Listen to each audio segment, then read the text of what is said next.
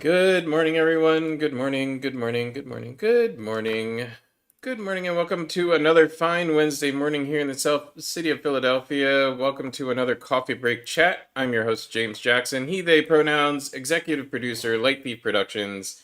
We've got a great show for you today. It's gonna be a really nice day out today too. Talking about the weather, it's supposed to get up in the 80s. So welcome to the first taste of summer that we usually have. But this weekend's gonna be rainy and in the 60s. So we're gonna go back to fall somehow. I don't quite understand our weather sometimes, but that's what we're doing this week apparently. And with the weather, before I get into the topics of the day, just wanted to talk about the bus station thing. So the city of Philadelphia, as you may or may not had a relatively popular large bus depot in the center of the city, serving Greyhound and Peter Pan and a couple other kind of bus services. And it was the property was rented from the property owner by Greyhound, and the facilities were maintained by Greyhound, and the company that owns Greyhound decided to divest itself of that property. Some say because the property owner is looking for higher rent, with the possibility of the 76ers arena that butts up against it. Some say it was pressure from the developers of the 76 arena to make that area less valuable. Whatever. Now the bus station has been moving around because they first tried to have people picked up on Market Street. That didn't work. As you can imagine, a full service bus station isn't just a sidewalk on Market Street. Then they've second place they tried is on Spring Garden down by the waterfront, and that's not working either. Again, a full service bus station is not a street. Um, so they've had a couple of other proposals. They're talking about making a flat lot near where the current pickup and drop off spots are into a temporary bus station. And then this week, apparently, they're talking about making the underground parking lot in Old City into the bus terminal. Let me tell you, this is a bad idea. The streets leading up to this spot are cobblestone, and it's in the middle of the worst traffic anyway, and you're gonna add bus services on top of that. Yeah, I don't think this is a good idea. Somebody please make them stop proposing bad ideas. Anyway, we've got a great show for you today. We're gonna be Today we have Ronda, co-founder of Safehouse Philly, here to talk about innovative approaches to public health crises. We're also going to be diving into the realms of comedy, community events, and justice. So let's get started. I'm going to bring Ronda on screen. Welcome, Ronda, to the show. And please Morning. introduce yourself, your pronouns, and what it is you do.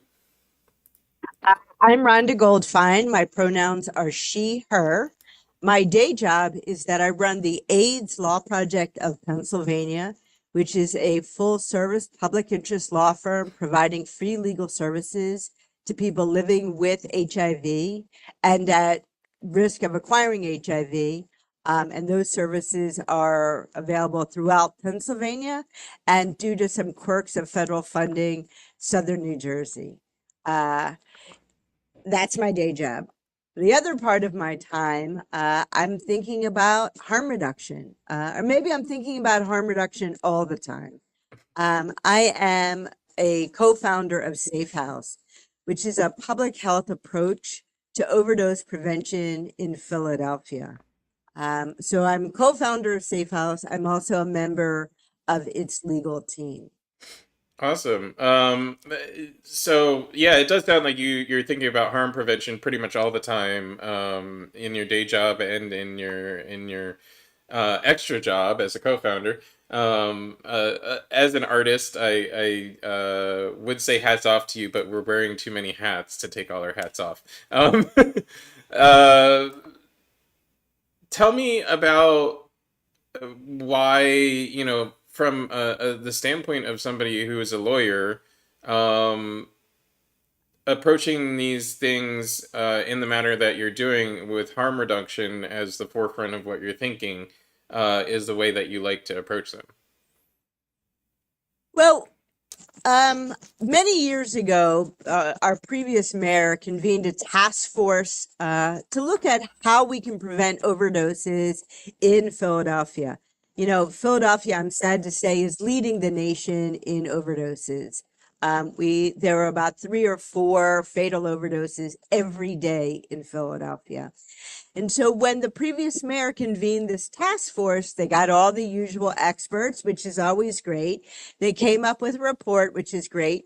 But, sometimes when there's a report, the report's like big applause, the report is completed, and then the report sits on the shelf and no one ever sees it again. This report had a recommendation to try overdose prevention centers. They've worked all over the world. They've worked for more than, at this point, maybe 35 years. And, maybe we should try that in Philadelphia. And Let's talk so, about that just real quick, of course, because I I'm a big proponent of this idea. I think it's a great idea. I think that there is ample evidence that they work. The common feedback, the common pushback is, I don't want more junkies on the street. I don't want them in my neighborhood. I don't want my kids to be seeing people go into or come out of an overdose prevention center high. The government has no business promoting the use of drugs if they're going to be classifying them as illegal. Um, like all of these things are wrapped up in kind of a common mindset. We'll get into that a little bit later, but what would be your argument? What says to you, as somebody who's been thinking about and working with these problems for a long time, that this is something worth trying, or that I assume, since you think it's worth trying, that you also think it would work. so yes, I think it would work. I think it's worth trying. I say that based on the evidence that it actually has worked. So this isn't just a fringe idea that I was sitting in my office and said, "Hey, here's a thought." This is well documented harm reduction. Um, and as to the argument, like, I don't want my kids seeing this. I don't want to add to drug saturated neighborhoods. I don't want to increase the pain. I understand and agree with all of that. But we have to accept the reality. And the reality is there are drug saturated neighborhoods in Philadelphia. There is an alarming number of overdoses in Philadelphia. And so we can either say, oh, I don't like this and I don't want it, or we can say, what's a way that we can move forward? I would also say the people who are using drugs don't need my endorsement. They don't need the government's endorsement. They're in the cycle they're in, and they're not looking for anyone's approval to do that. Um, Yeah, I don't think they're looking for anyone's approval. I think that the argument becomes, like, well, why should the government aid and abet this activity that we don't want to see? I mean, again, to me, like, this is a silly argument. Personally, I don't think that I think that perhaps your argument that you approached in court is close to actually the reason why I think it's a silly argument.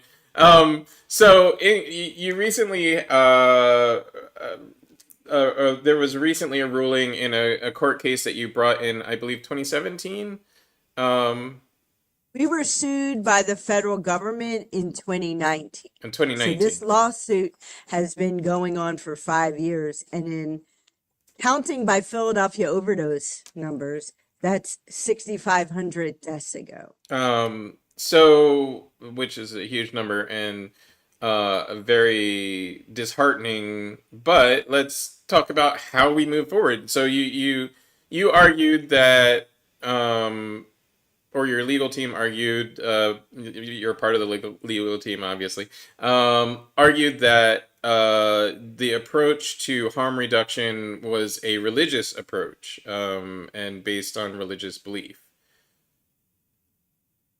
With our original defense, when we were sued, we had several defenses. One defense was a statutory analysis. And so I don't want to put your viewers to sleep, but the short version is the U.S. Attorney's Office sued us. They said you're violating the crack house statute, which says you may not maintain a drug involved premises for the purposes of use, storage, transfer, sale, manufacture of drugs. And we said, that's okay. We're not doing any of that. Our purpose is to save lives. We're going to prevent overdoses. We're going to connect people to services. On that statutory analysis, we won in February of 2020. We were primed to open. We announced at the end of February of 2020 that we were primed to open.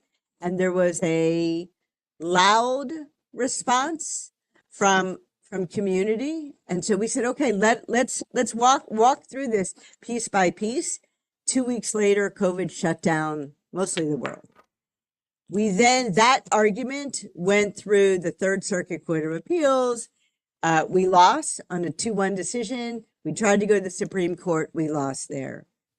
When we originally filed saying that's not our purpose, we also said, there's something called the Religious Freedom and Restoration Act that says that people of faith and conscience may exercise their religious beliefs, and the government may not intrude.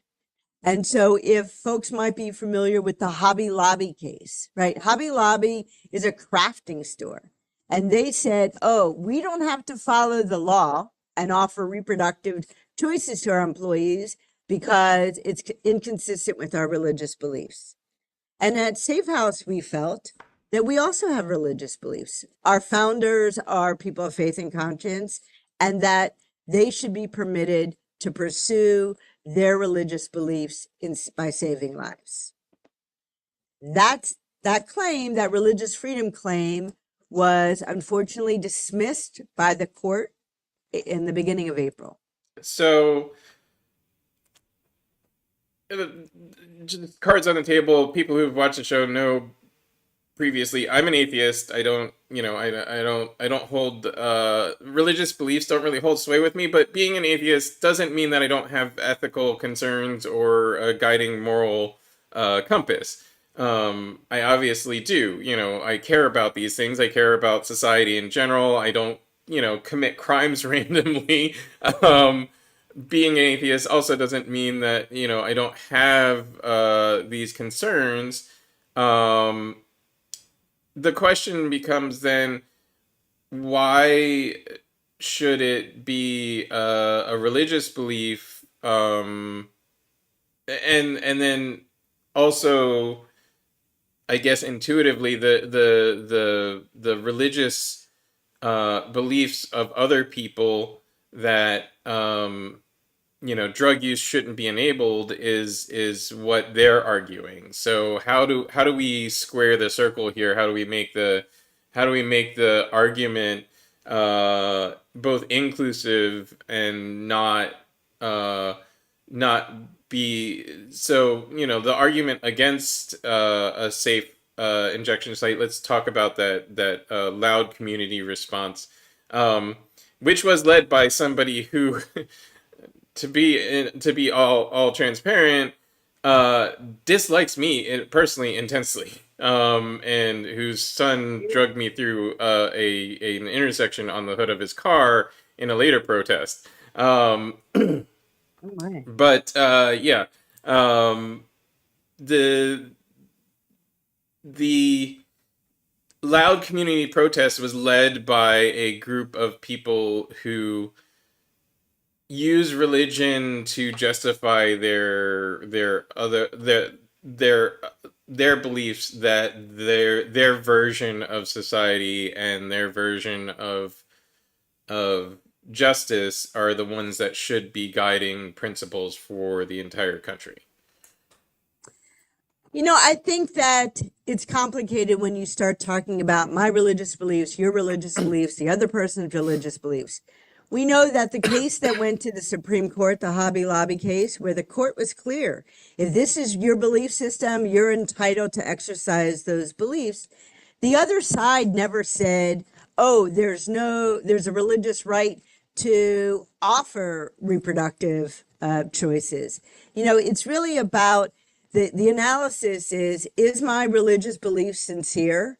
Is it consistent with, if what I'm doing is consistent with those beliefs? And does the government have a really vested interest in stopping that despite my religious beliefs? That's the analysis. So we haven't seen the defense from the Department of Justice, oh, well, our religious beliefs say different.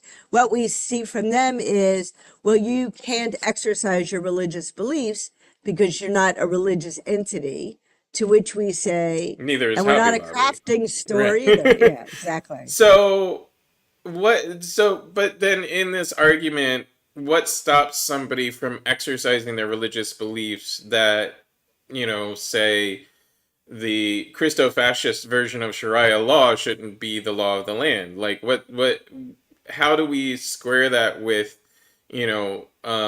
separation of church and state?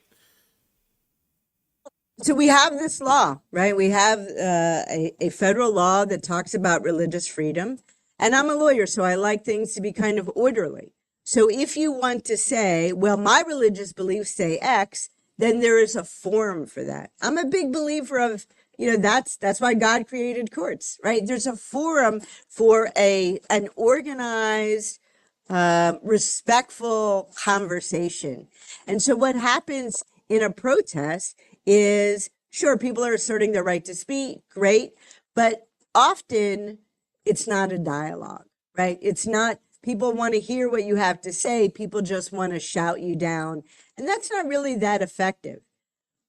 Part of that loud response to when we tried to open, and it was so kind of loud in decibel, but not big in volume, right? There was not, I don't know what the protest you saw looked like, but I can say kind of as a sample, we got about 500 points of contact after we said we were going to open.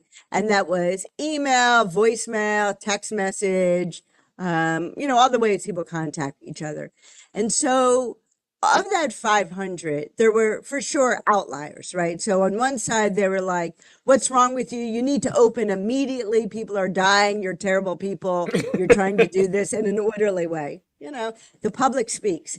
And on the other side of the outliers, all the awful messages you can imagine, right? Like, you should die. Your client should die. You're terrible people. You're not really from Philadelphia. I mean, my grandmother was born in Philadelphia in 1900. I think that makes me a Philadelphian, but okay.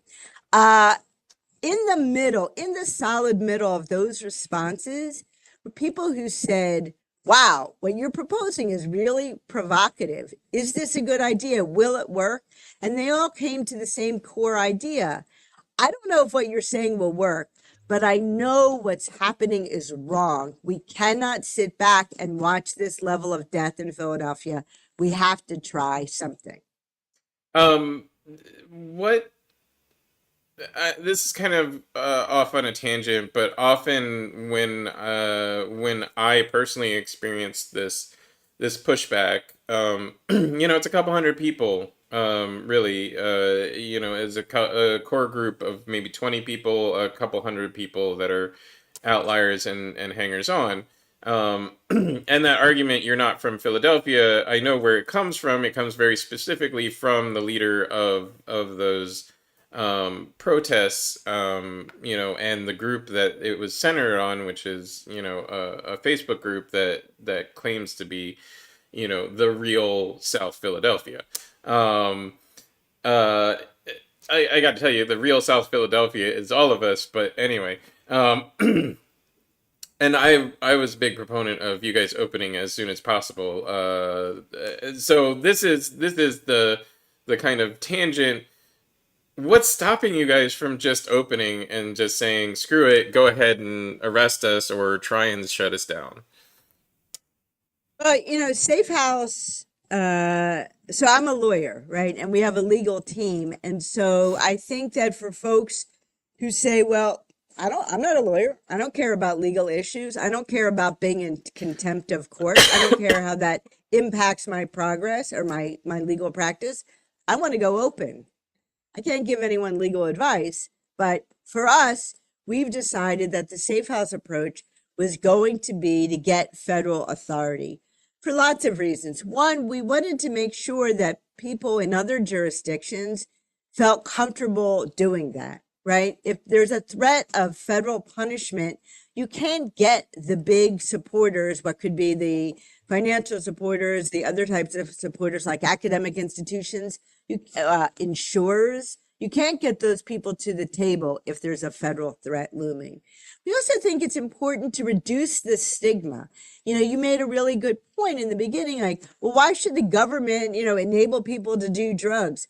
Well, government's job, the way I see it, is to take care of the citizens, to take care of the residents. And part of the residents, some of the residents have drugs or struggling with drug use. And so it's the obligation to take care of all the people, to protect the public health of everyone. And so Safehouse said, we want to do this in a way that reduces stigma, that brings players who should be participating in this to the table. We also, to be clear, we got sued. We were talking about this and we were thinking about this. And then one morning, I got an email like, you're about to be sued. And I was like, oh. And part of being sued, to be clear, we had been having so much back and forth in the newspaper and in other media outlets. And so when we heard we were being sued, I was thinking, okay, this will give us a forum to have a reasonable conversation. This will give us a forum to exchange ideas and talk about the points instead of just kind of yelling at each other on street corners. Speaking of yelling at each other on street corners, I want to bring up, like when there was a protest and counter protest in North Philly in the Kensington neighborhood when a safe injection site was proposed there, and during that protest, an interesting thing happened, which is both sides of the protest ended up actually talking to each other. And I only know this because I know people that were there. It didn't get really reported in the news, but the interesting results of that conversation were that, like, really everybody there was interested in the same thing. They were all interested in the safety of not only them and their children and their neighborhood, but also the safety of the people that are in addiction or suffering from addiction. The only argument seemingly was, how do we really approach this? And for what it's worth, the folks that were anti safe injection or anti safe use site were they didn't have a plan. They didn't have anything that other than what we've always been doing. So how do we get to the point where we stop shouting past each other and actually talking to each other and like actually communicate about this, that we're all interested in the same thing, and that for some reason, like, you can show a mountain of evidence to folks that this works, and yet they'll deny it until the cows come home. We're kind of tape loop, right? We can't start to make specific plans like, let's buy a building, let's get a lease, let's set it up this way because of the federal threat looming. And so then we have folks who understandably say, well, I'm not going to agree to this until you tell me what the plan is. And we say, well, we can't have a plan until we have permission. And so we're kind of trapped. I mean, we have tried to have some public conversation before we had the permission to go through, before the pandemic. My colleague Jose Benitez and I attended a community meeting in Harrogate, and it was a couple of hours and a couple hundred people, mostly angry people. And we said, look, we'll keep coming back. And when you think about community meetings, sometimes you have 200 people who are yelling. Then the next meeting, God willing, is 100 people who are yelling, and then 50. And then you get to a core group of people who really want to work on the issues. And that was the goal all along. Like, let's get to really work out the issues. We wanted to say that we're like, we'll take all questions. We're available. We believe in this. We'll talk about it. Similarly, we had a community meeting planned at a church very close to the site that we had hoped to open in South Philly.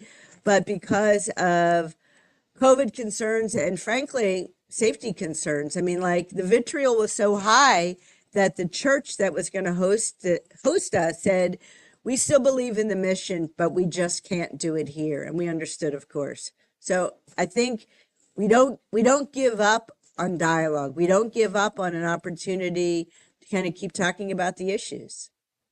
It's just unfortunate that, like, the conversations can't happen, and it seems to be driven in that direction by people who this mindset seems to exist. And I don't want to, like, I tend to shy away from, grouping people, but there is a group here. It's the same people that were, against COVID lockdowns. It's the same people that were against vaccination. It's the same people, exactly the same people, the exact same people, have wished for the death of protesters, of George Floyd during the Floyd protest, have backed dirty cops, like, I don't how what is that segment of society? Why does that exist? Why is that such a thing? Like, I don't, and how do you talk to that? At my work at the AIDS Law Project, for when I was a young lawyer, I was like, I'm going to convince everyone to be kind, to not discriminate against people with HIV. I mean, you're young, you're idealistic. And I kind of got to the point where I said, those folks who want to have an open mind, who want to learn about how HIV is transmitted, who want to understand they're not at risk, I will talk to them 24/7. Those people who are just haters, I don't have any magic words that they're going to come around, and, God will handle it later. So during the last election, we Mayor Kenny had made some strides during his administration towards a lot of getting this kind of approach on the agenda and actioned.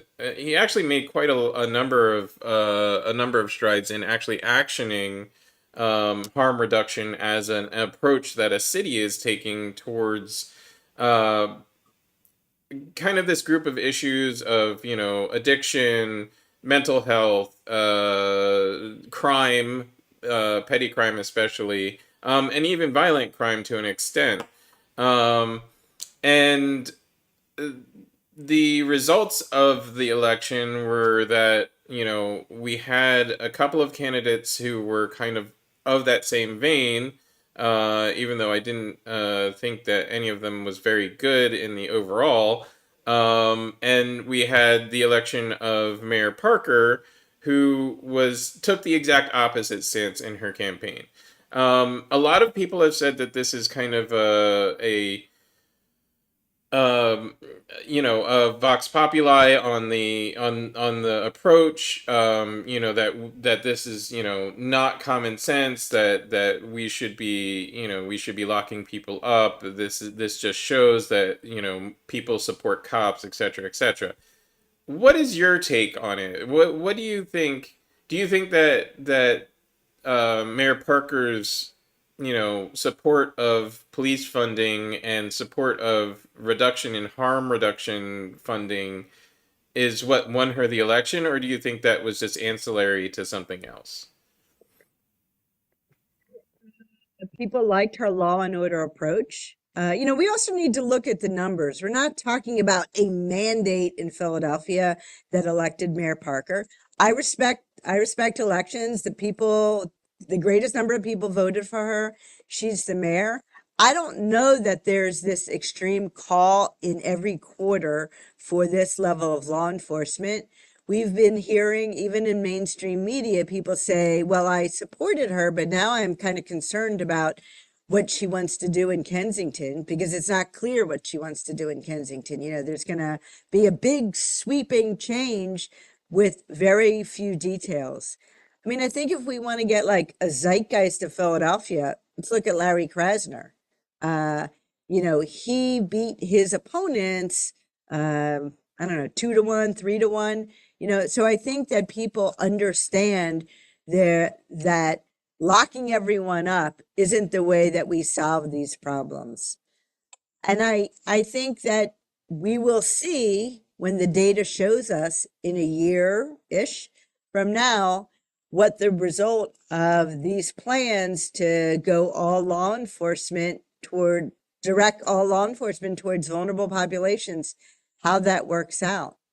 So, one of my biggest problems with the current Parker budget proposal is that not only is she offering unbidden another 300,000, I believe it is, to the Philadelphia police, but she's also cutting funding for some prevention and harm reduction in the name of cutting all funding for any sort of needle exchange program, which I would think would affect your AIDS practice as well. What feedback would you have for that? I mean, we have been trying with zero success to reach out to the administration and encourage them to talk to people who have been providing services to people living with HIV or vulnerable for HIV. I mean, maybe last year or the year before, Philadelphia was on track based on modeling to have no new HIV infections in 2023. All right, so that estimate, that aspiration is completely off the table now because when you break up encampments, HIV spreads, and HIV, doesn't stay within geographic borders, and so we're going to see just. I hope I'm wrong, but the evidence suggests otherwise. We're going to see a whole lot more HIV again. An epidemic that we could have really had under control in Philadelphia is no longer going to be under control. We're going to see increased overdoses. We're going to see increased expenses related to more HIV, more Hep C. It's not a public health plan. It's a law and order plan. And I don't think they need to be so disconnected. Yeah, I wonder. I personally don't quite understand the tactic here. Like everything, even just, if you logic it out, says that you're going to spend less as a government organization to make sure people don't get sick than you are once they do get sick, and obviously harm reduction um, will stop people from getting sick and then help them get better. Um, one of the big things that her plan is proposing is triage centers. Now, can you speak to the differences between what she's proposing as a triage center and what something like a safe injection or safe consumption site would be? Well, I know what an overdose prevention center that offers safe consumption is. I don't know what a triage center is. We haven't heard any details. We've been hearing, okay, people are going to have to go. They'll have to be forced into treatment somewhere. All the literature says forced treatment doesn't work, right? People have to be ready in their hearts and souls to stop using drugs, stop smoking cigarettes, start working out, write a book, whatever it is. You have to be ready to do that. You can't be forced into that. So I don't know what she's envisioning with forced triage centers. And then I guess the other option is jail. I'm not sure Well, what I think crime that's what the people are triage there. is, is somebody about to die, therefore they need medical treatment? Or are they just, addicted to drugs and committing petty crimes, and therefore they could be dealt with by, sending them to rehab? Or do they need to be dealt with through the legal system? That's what I would guess she means by triage center. Again, this is just me speaking off the cuff, but, knowing what the common pushback is, and what people usually say are the common sense things from the other side of the table. So, like how, I often have trouble explaining that, harm prevention sites aren't just about, enabling and stopping overdoses. They're also about connecting people with resources. I don't actually have a hard time explaining it, but people don't hear me when I say that. So how do we explain that, like, these are resource centers as much as anything else, other than just directly saving lives and making sure people don't die uh, in that moment. You're also connecting them with resources that they can use to get themselves out of the situation that they're in. That's exactly the goal of Safehouse. We think that if you're waiting for the person who is addicted to drugs to wake up one morning and say, okay, today's the day, I'm all good, I'm gonna just change my life, we're waiting a long time for that person. But if we say, look, we understand this is where you are today, build some trust with us, understand there are options, see peers who have done it, we hope that there's a greater chance, greater likelihood of success. With the triage centers that are being proposed, like where are they located? What's the physical capacity? Who are the providers? There are so many unknowns in all of that. It feels, it's making us all feel very nervous. I mean, Prevention Point Philadelphia is a triage center, right? They'll assess what your medical needs are, your social needs, your legal needs. They'll provide those services. I don't know why the mayor would want to recreate a new model of that with possibly untested providers. It is an interesting question, and it also seems like there's a direct attack on from this administration and from the members of city council that are on the quote unquote Kensington caucus, against, harm reduction and harm prevention. Savage Sisters Recovery lost their lease, essentially at the direction of the mayor's administration. They pulled all the funding from any needle exchange, essentially unannounced. They just yanked it and didn't have a fallback. Don't have any sort of resources set up to catch up, to keep up with the results of that. Haven't even looked into or performed a study of what would happen if you stop funding needle exchange, even though we know what happens because we've seen it in the history of the city. Um, and we've seen a history of, like, a lot of these things seem to be just returning to how we used to deal with these problems before, trying to set up harm reduction as a methodology.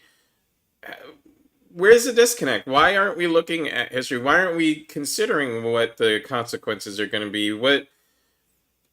Why is there a direct attack by Lozada against, Savage Sisters and other harm reduction? I don't quite get it. Nor do I. I mean, I've heard her say, that the people who live in these drug saturated neighborhoods, they're entitled to some peace. They're entitled to sit on their front stoops like Philadelphians have done since the dawn of the city and feel safe. And I agree with that completely. But you can't just wish away the problem. You can't say, I just don't like it, and therefore I don't want it. Right? You have to do a little bit more. You have to be looking at long game. You're not going to just pack everybody up, put them in a bag, and take the bag to Jersey. Like, that's not how it's going to work. And so I'm pretty sure that's what they I want to do, but there's no easy way to get to do. Jersey from Kensington. I got to tell you, having worked in Kensington and worked in Jersey, there's not a direct train route there. Right.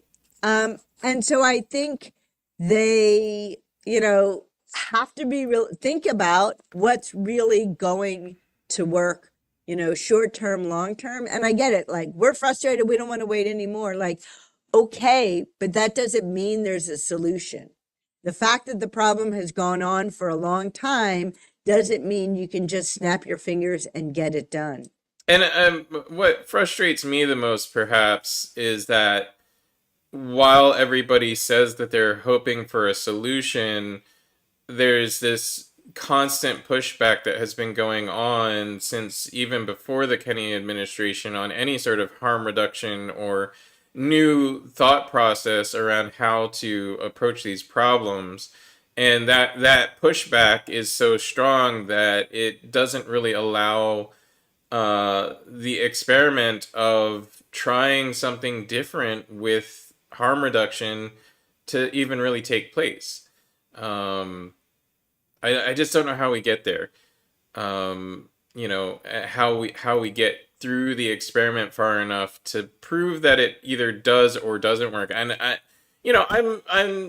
grew up in science culture, so I'm all for testing a hypothesis and let's see. We've been trying locking people up since the 80s. Let's try something else now. Like let's try harm reduction. Maybe we could go back to a time when the community took care of itself, and therefore the community taking care of itself solves this problem, not instead of just locking people up.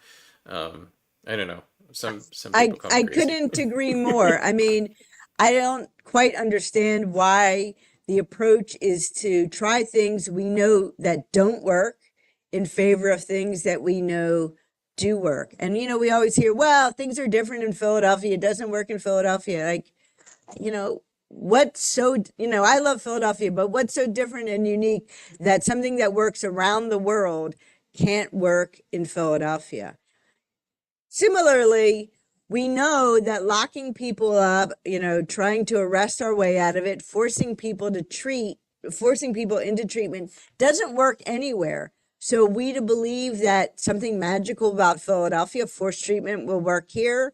I don't think so. Yeah, I just I mean I told you before we were on the air, but I'm in such agreement with you on most things that I find it difficult to find a good counter argument, and I just don't know what it is. Um, Part of all of this, I think, is tied into social changes around recognizing people as people. And speaking of that, Philly Black Pride is coming up April 25th to 28th. Philly Black Pride is a celebration of lesbian, gay, bisexual, transgender, and queer people of color. It's a very intersectional community. It's also intersectional with the people who are most likely to experience overdose, HIV transmission, that kind of thing, and is on like those questions exist on the HIV screenings. If and for those that are tuning in and don't understand what I'm talking about, HIV screenings are a thing. You can go to a healthcare provider to get screened for HIV, but the first thing they do before they test you for HIV is ask you a list of questions.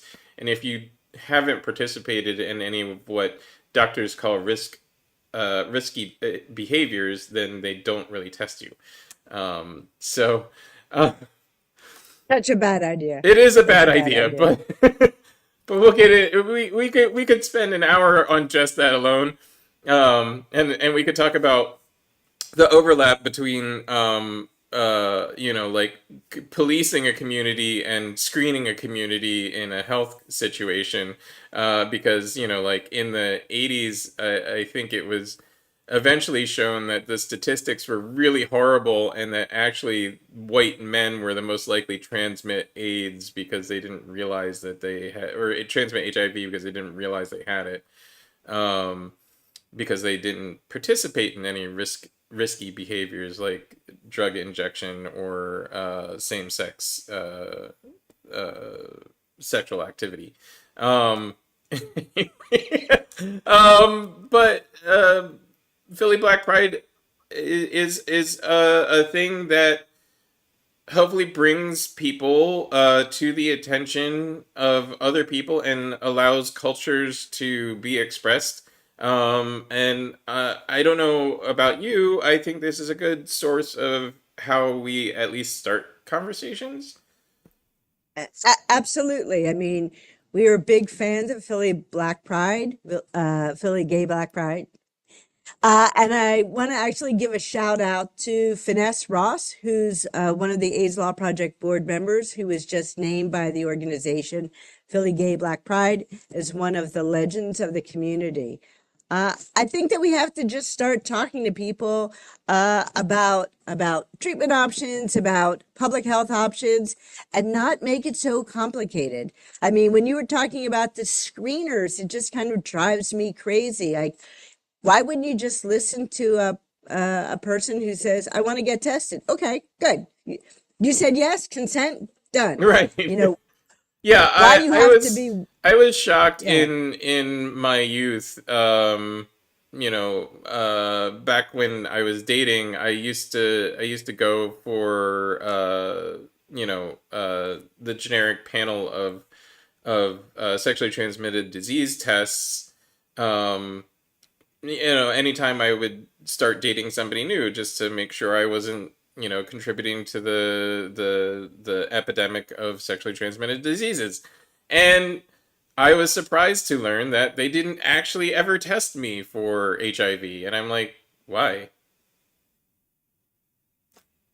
Is it something like that, like we don't have a test for? No, we have a test for it. right. Um, yeah, no, I don't. I've never quite understood that, and I think we do a disservice to everybody by like predicating these things on certain communities that we deem risky. Right, right. We don't need all of this backstory. If you want to get tested for HIV, you go to any one of the city health centers. There's lots of places where you can do that. You can have an HIV test sent to your house from the health center. Um, we don't need to make it complicated. Yeah, yeah. Other local news, there's the Johnny Doc mistrial. John Doherty, former head of one of the unions, trade unions in Philadelphia, has been on trial for essentially strong arming a client, um, and demanding pay for a relative that may or may not have been doing his job. Um, he lost two trials, embezzlement and fraud, because he was found to have embezzled I think it's over $500,000 from the union, in services and goods that he had union members perform for him under the auspices of the union, but were actually for him personally. Um, and the story of what happened with this particular client is that he had a client who was hiring union workers under a union contract, that his relative would often not show up for or do any work on any given day. And then he threatened the client with not allowing overtime, or allowing workers to show up for shifts until that relative was paid what his timesheet said, regardless of whether they had actually performed those duties. Um, as a lawyer, what's your take on all of this? Like, With all due respect, I'm going to stay off that topic.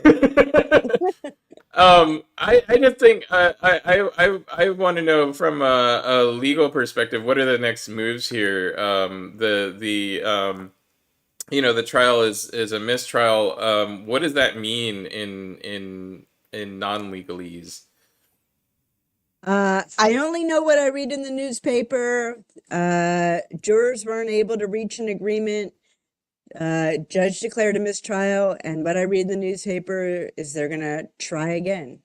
Uh, but I have no independent thought on the matter. That's fine. No, I'm more leaning on your understanding of what a mistrial is here. How does a mistrial occur, and how can somebody be tried a second time for the same thing? Well, if the jurors can't come to an agreement, there's supposed to be a unanimous vote. If they can't come to an agreement, and this is a bit of a twist of what we were talking before. If the two sides are just so opposed, they're never going to reach agreement. You could have them sit in that room forever, or like Judge Schmel said, like they can't come to an agreement, we're letting them go. Um, why then does this get to be tried again? Why does the state get the advantage of being able to, in most cases, you can only be tried for something once. Why does the state in this case get to press its case again? Well, I think what you're getting at is that we're familiar with this idea of double jeopardy. You don't get to be punished again, but that first, it's not my area of expertise, but that first prosecution didn't go to completion, right? They didn't reach a decision. Okay. What sorry, I had a thought here, and oh, is there, do you know, like, kind of can you explain the kind of difference between, um, as far as how courts approach a crime against an individual versus a crime against a company? So, like, an embezzlement charge is a crime against a company or an organization. A fraud charge can be a crime against an individual or an organization, but in this case was a charge against an organization. This case was a charge of him committing a crime against an individual. How are those things treated slightly differently? I'm not a criminal defense lawyer, and so I'm reluctant to comment on those things. I am a bus rider, and I think what you were talking about at the beginning of the show, moving the terminal to Old City, is also a bad idea. um, let's talk about that in a moment. What is what would you see as a good idea for the city, with providing public transportation? Like, why is this so hard all of a sudden? Why is this so hard to find a spot for people to catch the bus? I don't know. I mean, the station on Filbert Street was always pretty crowded, but it flowed. People came in, people left. You could get a taxi, you could walk there, you could take a bus there. Then when they moved it to Market Street, it was like ridiculous. No shelter. People were in the hot, in the cold, and all kinds of weather. Not even a vending machine. I think that the Filbert station used to at least have vending machines. Nothing there. And then Spring Garden, they move it to a place who are kind of thinking by definition, these aren't people who have cars because they're taking the bus who can't get to it. Second and Spring Garden is kind of a hard place to get to. Yeah. I mean, I know there's buses and the L, but it's not prime like Ninth and Filbert was. Yeah, I was thinking this morning, like, why don't we, if you want to force 76 place through and have the 76ers in Center City, why don't you just make it a requirement that they build a bus terminal, a bus depot? Like they've been touting the fact that it's a center for transportation. Well, hey, make it a center for transportation then. um, It's a good idea. I think. I don't know. I come up with crazy things sometimes. Um, I wanted to talk about national news. Jerry Seinfeld was interviewed for um, what was that? He was interviewed in the New Yorker promoting his new film Unfrosted, um, which is a film about Pop Tarts, apparently. Um, and he came up with the quote that the extreme left and PC crap and people worrying so much about offending other people is killing TV comedy. Um, Wow. I I mean, I know we've been talking about changes in culture and society all morning, but how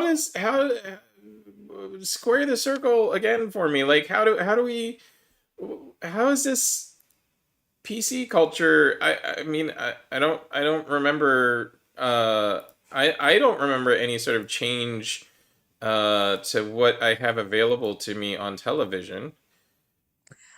It's really interesting because you see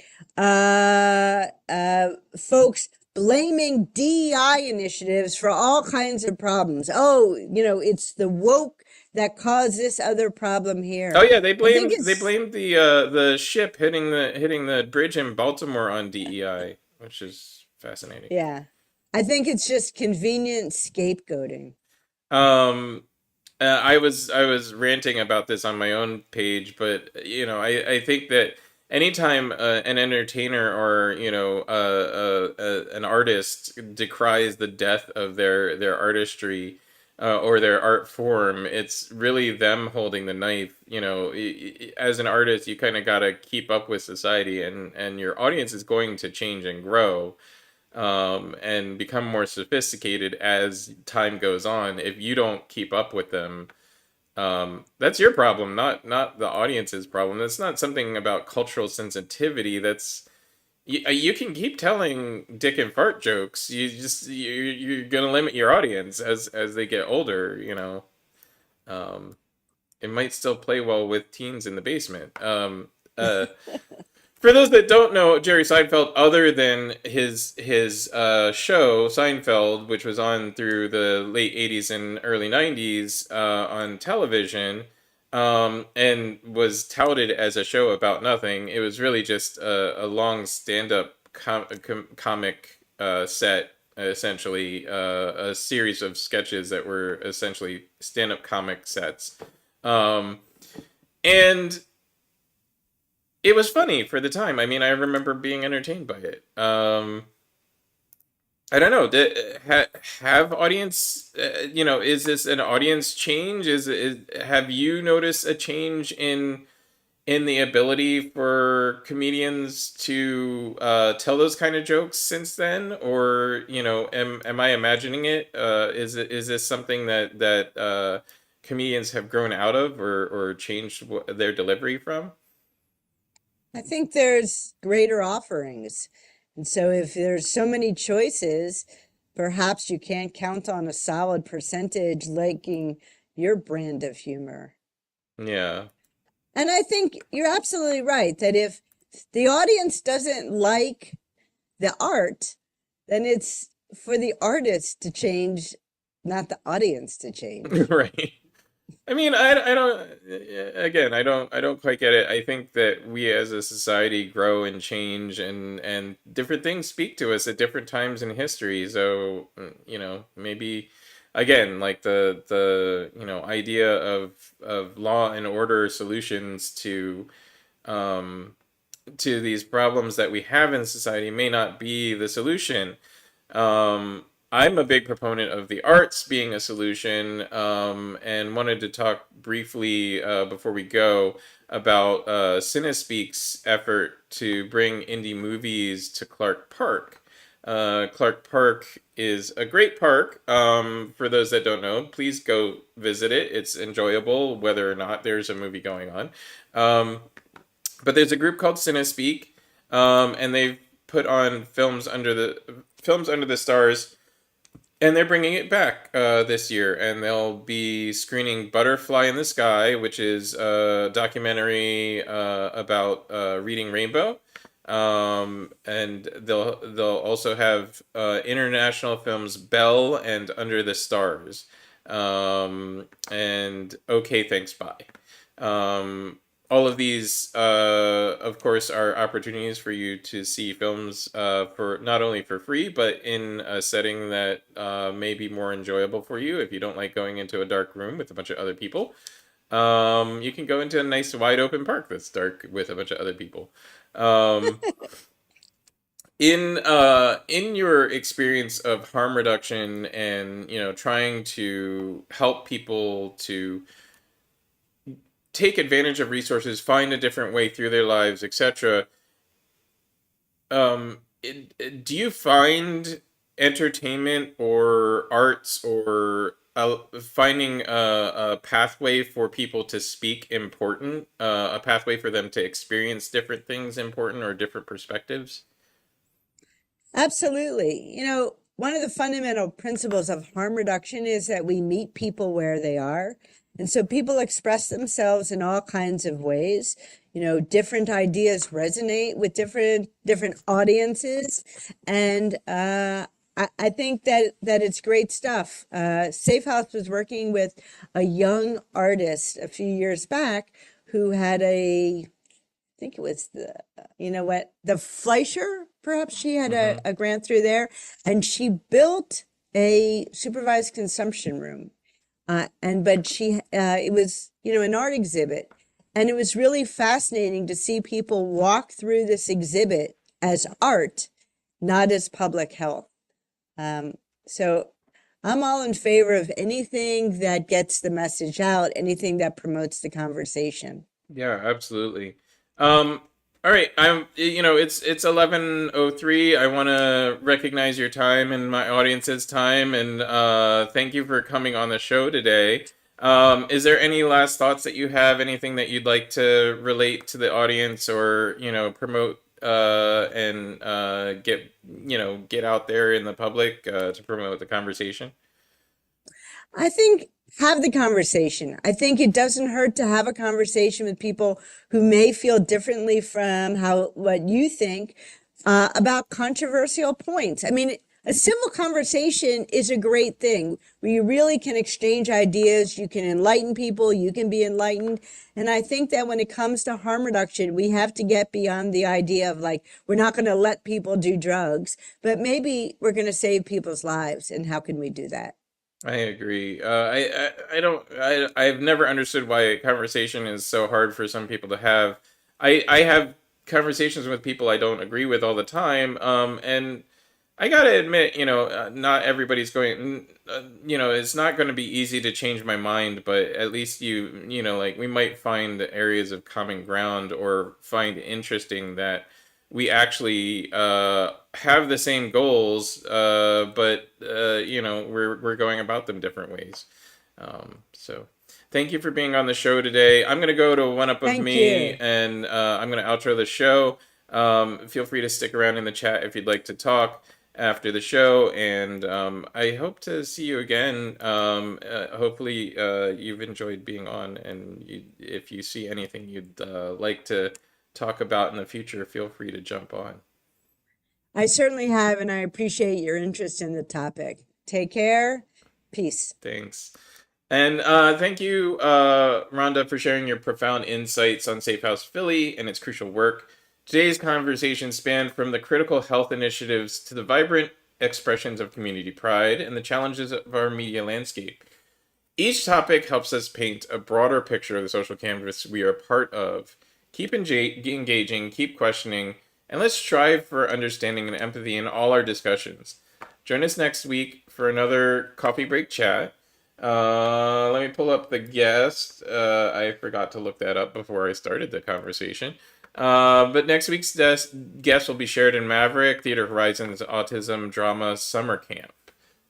So tune in next week, 10 a.m. We're on every week at 10 a.m. And I really appreciate you guys coming out and listening and watching. Please like and share and subscribe. If you liked anything that you saw today, please feel free to share it on your own social media.